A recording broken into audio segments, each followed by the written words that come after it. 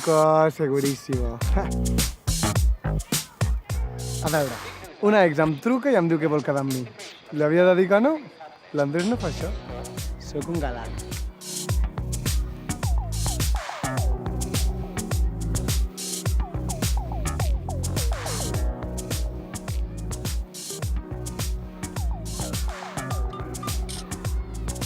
Ei, un moment. Que jo no volia res. Res. Perquè havia de veure el gènere que s'havia deixat perdre. De res, eh? Hola, Andrés. Hola. Com va? Està puta mare, ja ho veus? I tu? Bé. Bueno, la veritat és que no estic del tot bé. No, clar que no. Sense l'Andrés fa molt fred a fora, eh? Em sap greu, Olga, però aquest tren ha marxat. Ai, aquest tren està 7 o 8 estacions més enllà. Guardo molt bon record del que va passar, però el meu cor Un moment. Et penses que tu i jo... No. No sé si te'n recordes que aquesta passatgera va baixar voluntàriament del tren abans de sortir de l'estació. Saps quan entres a un tren, te n'adones que no és el que volies agafar i baixes corrents abans que et tanquin les portes? Llavors, a veure, per què hem quedat? A veure, hi ha una cosa important. Recordes quan vaig pujar al tren? Recordes que vam viatjar sense bitllet? Sí. Fa poc m'he assabentat d'un tema que t'he de comentar. Bum! A veure, és una mica complicat, però t'explico. Olga, talla el rotllo, al grano. Clamídia. Com? O sigui, ja saps que és una nena. I ja has pensat el nom. Però pensava que era una cosa que havíem de discutir abans, no? Que per suposat que l'última decisió és teva i tal, però... Clamídia? Sóc un tio modern, però pels noms, doncs, sóc bastant convencional. No sé, jo li hauria posat Clàudia, Andrea, Emma... Però clamídia? Clamídia? Clamídia és una ITS. Ai, pobreta, que està malalta més. Una ITS, una infecció de transmissió sexual, Andrés. No estic embarassada, tinc clamídia. Com que... Clamídia! Clamídia! Clamídia!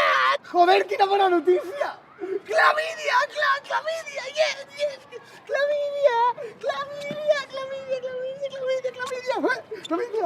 Has acabat? Sí? No, però un moment. Tu només ho havies fet amb el teu ex, no?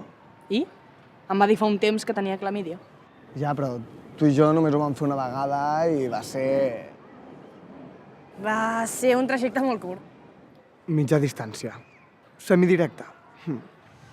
Andrés, que t'has de fer les proves i avisar a totes les teves companyes perquè també se les facin. Amb totes aquelles que hagis viatjat sense bitllet. Espero que no siguin moltes. He de marxar. Sí, clar, merci per avisar. Però vols que anem a fer un cafè? No, gràcies. Aquest tren ha de marxar. Una altra vegada. Adéu, Andrés. Recorda avisar totes les estacions. Adéu.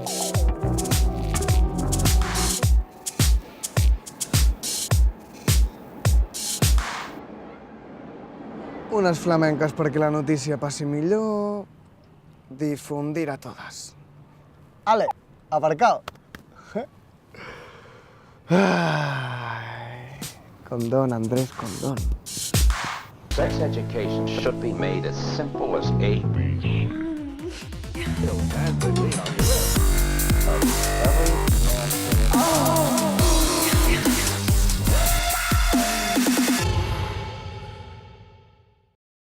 De vegades, tot i tenir tota la informació per tenir relacions segures, passa alguna cosa i tenim sexe sense protecció. Quan ja estàs al liu, poden passar moltes coses. És que anava a tope. anava a tope i no tenia res. Vull dir, jo no pensava triomfar aquella nit, vull dir que una no surt de casa. Sé que m'haig de posar el preservatiu, però no... Vull dir que l'hem posat, però no l'hem col·locat bé. S'ha trencat. No em passa a mi, vull dir, jo sempre l'utilitzo, no sol passar, però pot passar. La persona amb la que estava no se'l va voler posar, deia que li apretava. Però per una vegada no passa res, perquè vull dir que som joves i sants. No, la veritat és que no... Sense res.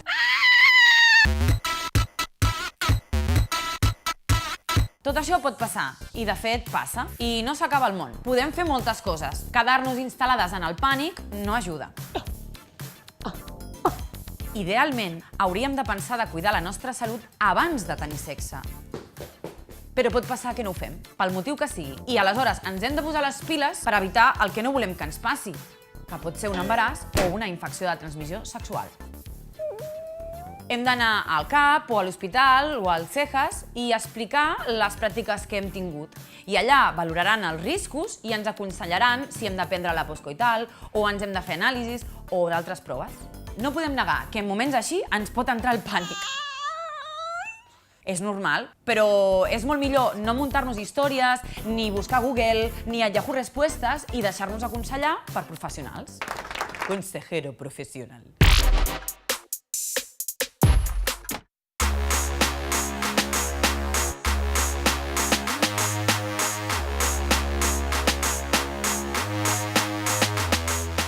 La píldora és l'anticonceptiu d'emergència.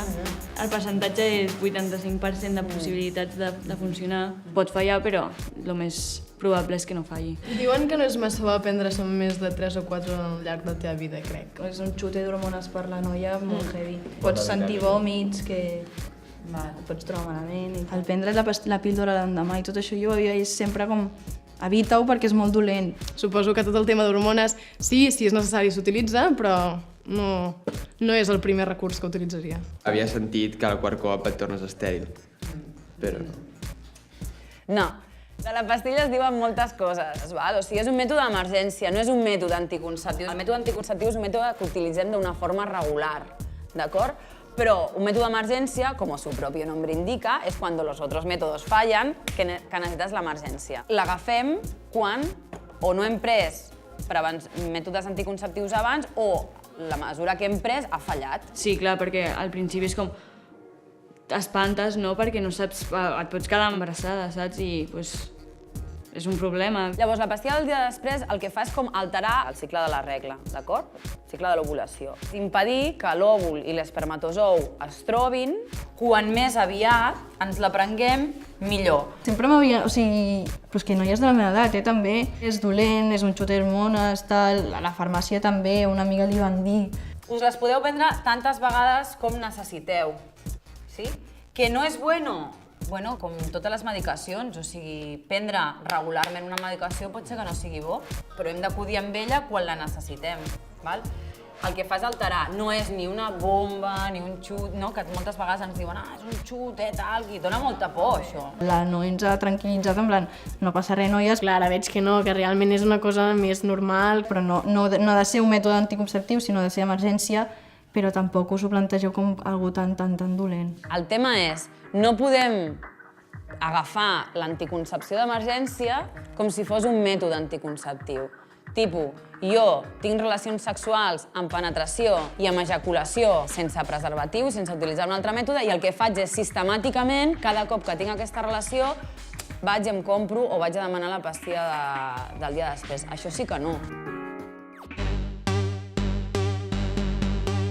Suposo que heu sentit a parlar de la pastilla del dia després, pastilla postcoital o anticoncepció d'emergència. Aquesta pastilla és per quan hi ha hagut una ejaculació dins una vagina sense protecció. Perquè s'ha trencat el condó, perquè no l'hem utilitzat. I, just en aquest moment, nosaltres no volem un embaràs. Obro parèntesi. Recordeu que el líquid preseminal també conté espermatozous. Per què parlem d'anticoncepció d'emergència? Doncs perquè ens la prenem en moments puntuals per solucionar de manera urgent el marrón. Per què postcoital o del dia després? Doncs perquè la utilitzem després del coit. I si el que volem és evitar un embaràs, l'hauríem de prendre quan abans millor, perquè a mesura que avancen els dies va baixant l'eficàcia. De fet, si una noia ja estigués embarassada i prengués la pastilla, doncs no passaria res i continuaria amb l'embaràs, perquè la pastilla no és abortiva.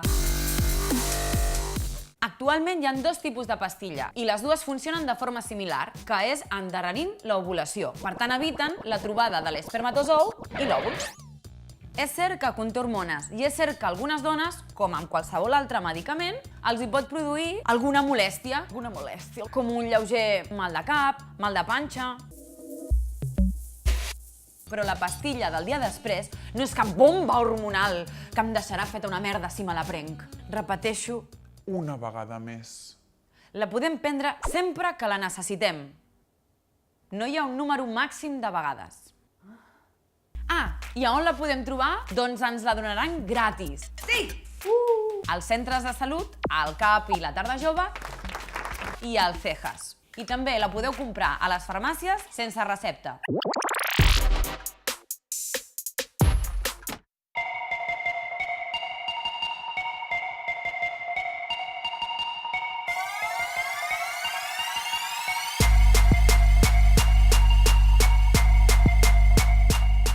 La proposta, així com de treballar avui, és que parlem una miqueta sobre el que sabem sobre el tema de les infeccions de transmissió sexual. Se cuentan muchas cosas sobre tanto las infecciones como de los embarazos o de las pastillas. Hi ha algunes coses que són com o mitos o frases que anem sentint.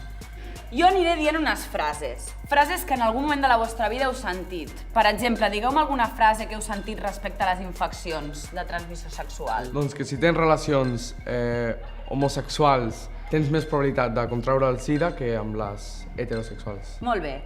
Les persones que penseu que sí, que esteu d'acord, us posareu aquí. Les persones que penseu que no, que us poseu aquí. Ja podeu. El primer que hem de fer és intentar diferenciar entre què és el VIH i el SIDA. Lo que me ha sorprendido ha sido lo del VIH y el SIDA, que no es todo lo mismo. El VIH és el virus. Jo puc tenir dins el meu cos el virus del VIH, però no arribar a desenvolupar la SIDA, que és la malaltia.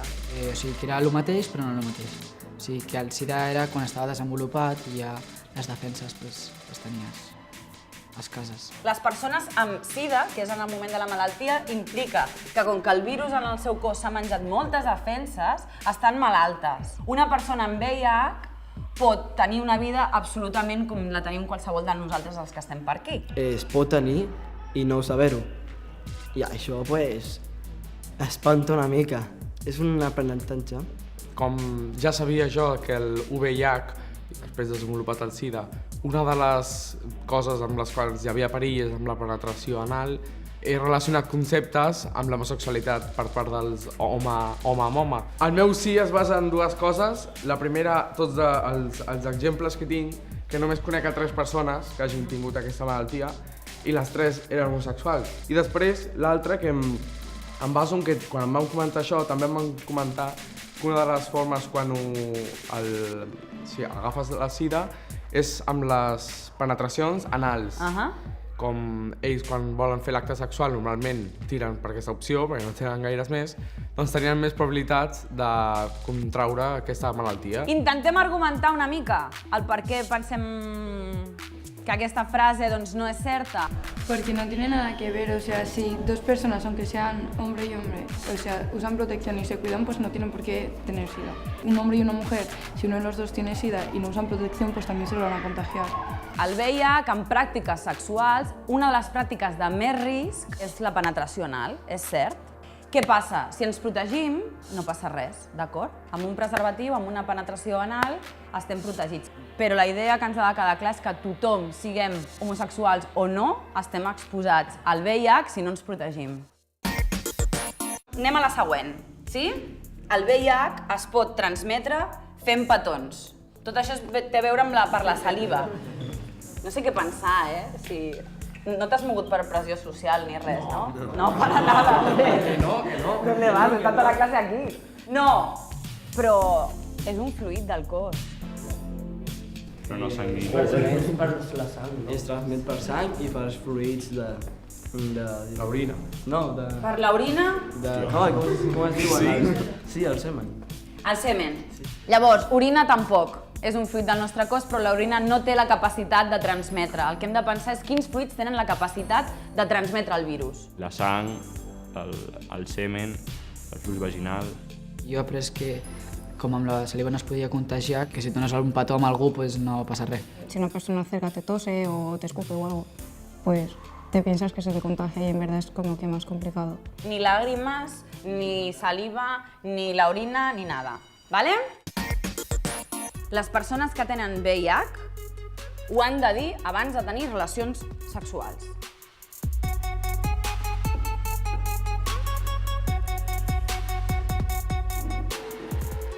Ostres, impressiona molt, quan ets minoria. Algú vol dir per què creu que les persones amb VIH han d'anar informant? Moralment, s'hauria de dir a una persona si vas a tenir relacions sexuals amb ella. Més que res, per si passés alguna cosa, que l'altre estigués preparat, també. Yo es que tengo una pregunta. Vale. Es que no estaba segura si tú le haces sexo oral a una persona y, por ejemplo, te tragas el semen o algo así, se te contagia. ¿Así se contagiaría? Sí. En el sexo oral podríamos hablar de que hay un riesgo. Para que el VIH hi hagi una transmissió ha d'haver-hi fluid, sang, semen, flux vaginal, i aquest fluid ha d'entrar dins del nostre organisme. No sé, si em cau a la mà no passa nada. Llavors hi ha pràctiques de més risc i de menys risc. El sexe oral és una pràctica de molt baix risc. No et puc dir que el risc és 0 de 0 de 0, però el risc és molt baix. Es que entonces he cambiado de opinión. Sí. Oye, ahora me explicarás cómo has llegado, porque ahora digo, ostras. Me he puesto en el lado de que sí hay que decirlo, porque si tú le haces algo así a una persona y te lo tragas y te contagias, pues entonces hacía falta decirlo, pero cuando me han dicho que no, pues entonces tampoco es tan necesario decirlo. Hi ha gent que té el VIH però no ho sap. O sigui, potser que faci relacions sexuals i no ho digui. Perquè no ho saps, saps? Llavors aquí no sé si no o sí. De vegades ens relacionem amb persones que no tenim per què saber si tenim o no una infecció, sigui el VIH o sigui una altra. Es veu si algú té el VIH? No. Per tant, no tinc per què saber-ho. Per tant, no et puc informar de res. Que tu tens tot el dret de dir si tens el SIDA o no. Però si una persona famosa té el SIDA, a lo millor pot fer un escàndol i per això s'ho guarda per ell mateix. Vale. Però jo crec que un famós no aniria en públic, si és un cantant, no aniria a un concert i diria tinc VIH. Jo crec que tothom, quan té una relació sexual, té que saber que té el VIH o no. Socialment, què li passa a una persona amb VIH? És acceptada, no passa res, o que hi ha discriminació? Depèn de la persona, sí. Depèn de la persona que rep la notícia. Vale. Que si estás en una relación y eso, pues sí, pero para un rollo de una noche que solo os vais a ver una vez en vuestra vida, pues no es necesario. O sea, mientras que lleves condones y te cuides tú y vigiles lo que haces, pues... Podem parlar d'una ètica i moral d'explicar o podem parlar de dir, a veure, si jo me protejo, si jo utilitzo un preservatiu, m'estic cuidant jo, que és una de les coses que més em preocupen, i estic cuidant de l'altre. I això té a veure també amb l'ètica, no? De dir, t'ho haig de dir o haig de preocupar-me de que no et passi res, mentre em preocupo de que no em passi res amb mi tampoc, evidentment, perquè l'altre tampoc sé jo que té o no té. Si tú te cuidas y cuidas de que la otra persona no le pugui pasar, creo que no tienes por qué dir-ho. Yo creo que es más como una cuestión moral, porque claro, si por ejemplo si tú lo tienes, entonces me parece que sí, que habría que decirlo, aunque es verdad que es una situación, es algo difícil, algo vergonzoso. No s'hauria de dir en cas de que passés alguna cosa, si passés alguna cosa sí que es dirà ho sento, no pensaba que pasaría.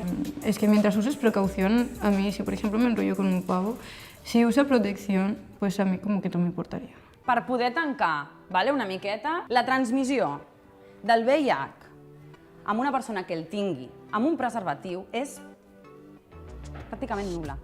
Utilitzar el preservatiu, com ens ha explicat la Noemi, té un 98% de probabilitats que funcioni, que no es trenqui.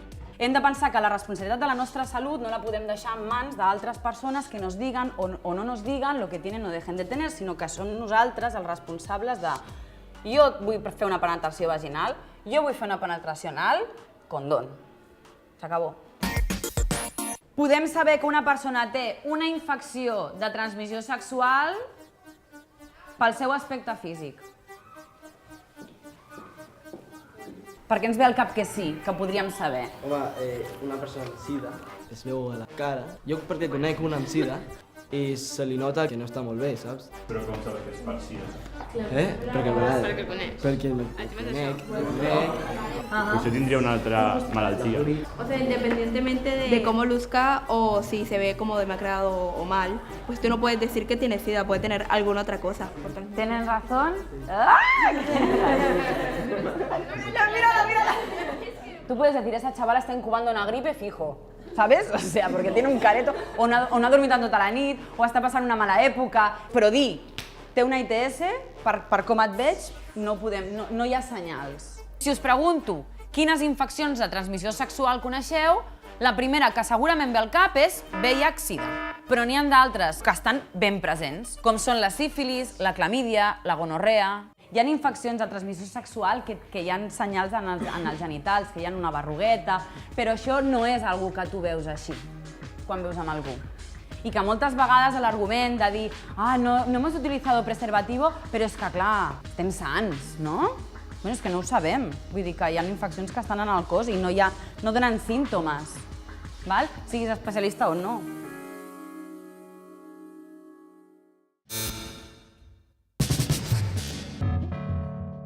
L'avortament és la interrupció de l'embaràs i es pot donar per causes naturals o a demanda de la dona. Si decideixes avortar, és important saber que és un dret reconegut en el nostre país des del 2010 i, a més, és gratuït. Les tècniques que s'utilitzen són molt segures. A Catalunya es practica en centres sanitaris públics o centres privats acreditats. Quins tipus d'avortament puc fer?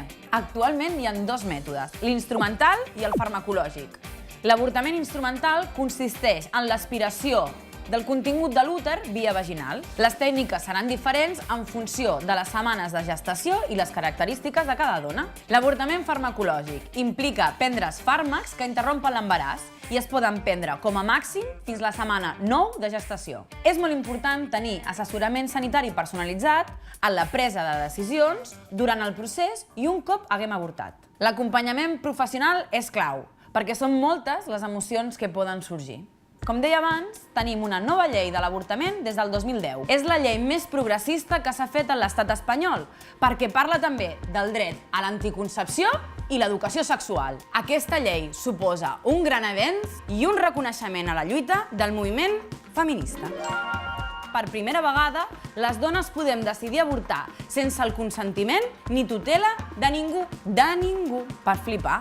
Això passa al 2010, segle XXI. Una mica tard, però almenys ha arribat, no com passa en molts altres països del món. Però tampoc ens emocionem, perquè per interrompre l'embaràs s'han de complir algunes condicions que estaria bé revisar. Condició 1. Sigui com sigui, si volem avortar, estem obligades a fer 3 dies de reflexió.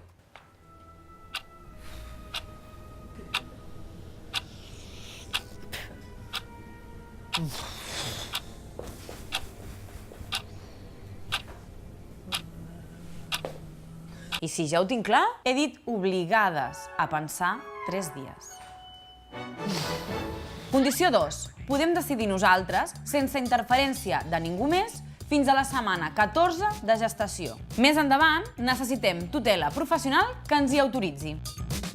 Condició 3. El 2015 es va fer un canvi a la llei i ara les noies de 16 i 17 anys necessiten el consentiment de pares, mares o tutors legals per poder avortar.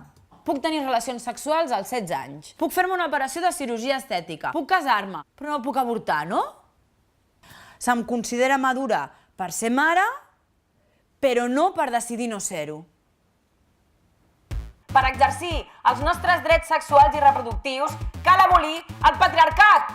El patriarcat és el sistema d'organització social on els homes ocupen posicions de poder i les dones de subordinació i es fonamenta en el control de la sexualitat i el cos de les dones. També hem de transformar la mirada heterosexista dels serveis sanitaris i treballar contra la violència institucional quan no es respecten drets com aquest. Violència institucional seria trobar-nos amb actituds paternalistes que acaben decidint per nosaltres o quan no se'ns dona tota la informació perquè puguem decidir lliurement. Cal exigir el real compliment de la llei. Educació sexual per decidir, anticonceptius per no avortar i avortament legal per no morir.